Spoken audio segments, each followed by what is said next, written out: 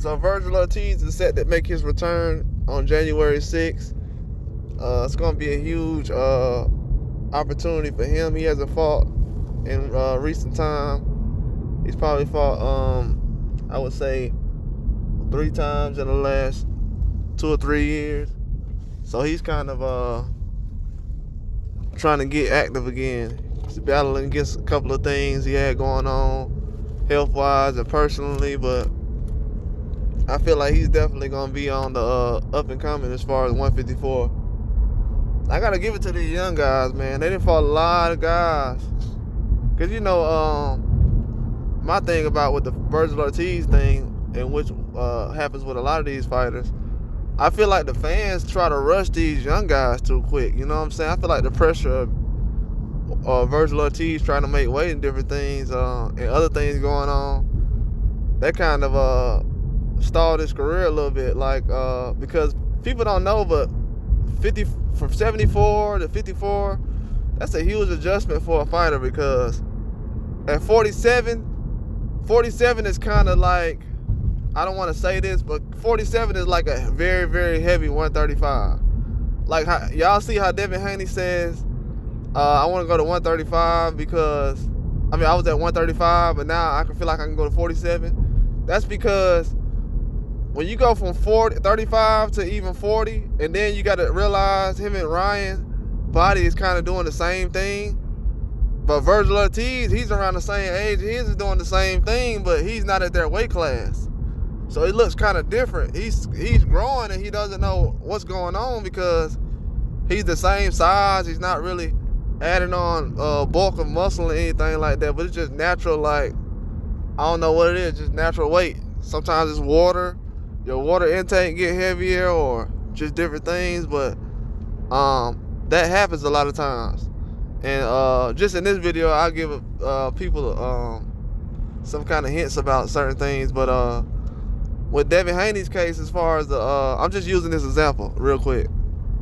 But in his case with the weight, the reason why him and Ryan was at that weight class for so long, 35, that you seen that when they automatically went up, that their body was like kind of heavier than usual because they was holding themselves down for so long. Not as far as cutting so much weight. It's just that when you're usually at a weight class for so long, your body fluctuates. You know what I'm saying? He's been growing up from a teenager to an adult in this same weight class.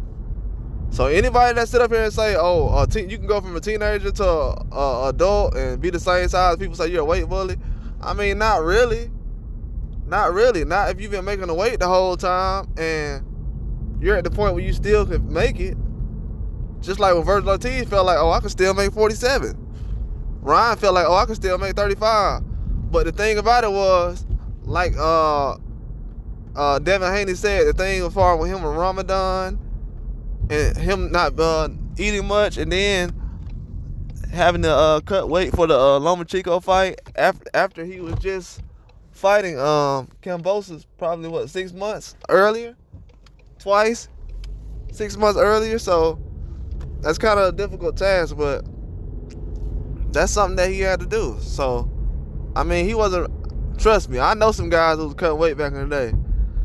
I don't feel like they was weight bullying. They just growing in that weight class. You know what I'm saying? A lot of things happen like that, and a lot of other things is as far as the preparation, as far as losing weight. You know what I'm saying? A lot of the stuff goes into that. But I dropped a video about all that in the Golden Boy video. If you just type in my name and Golden Boy, it'll pop up.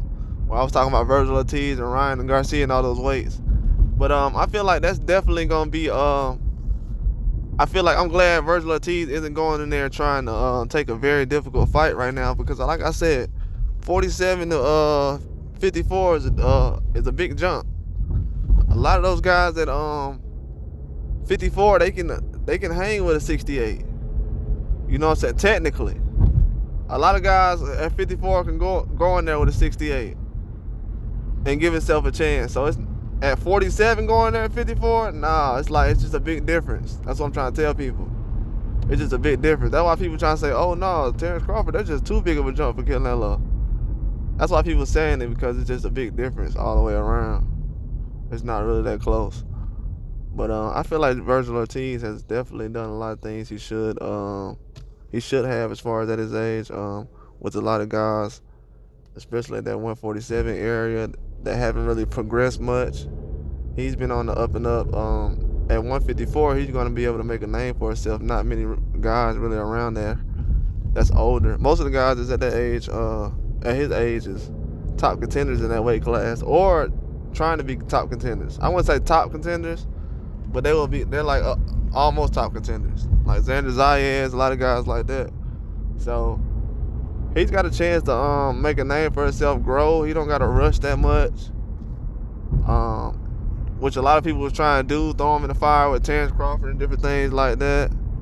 I feel like sometimes the fans don't let these guys develop. That's why he had so many things going on outside the ring, because he's trying to figure out what to do, and people want him to call out Terrence Crawford. He's really not, some of these guys aren't really the type of guy just call somebody out, then not really going to fight him immediately, you know what I'm saying? And sometimes these guys find themselves in that situation, especially with Oscar hyping things up most of the time.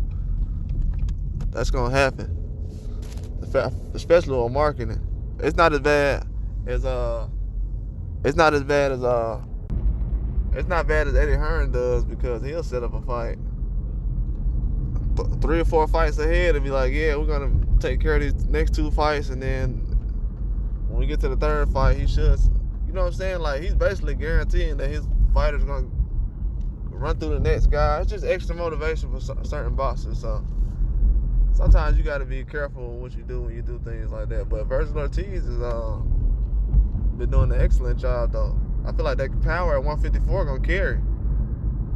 You know what I'm saying? He can't be afraid to kind of grow at that weight class. You just gotta watch what he's eating, different things like that. I see a lot of guys right now getting overweight real quickly. I don't think they're watching their weight as much as they used to.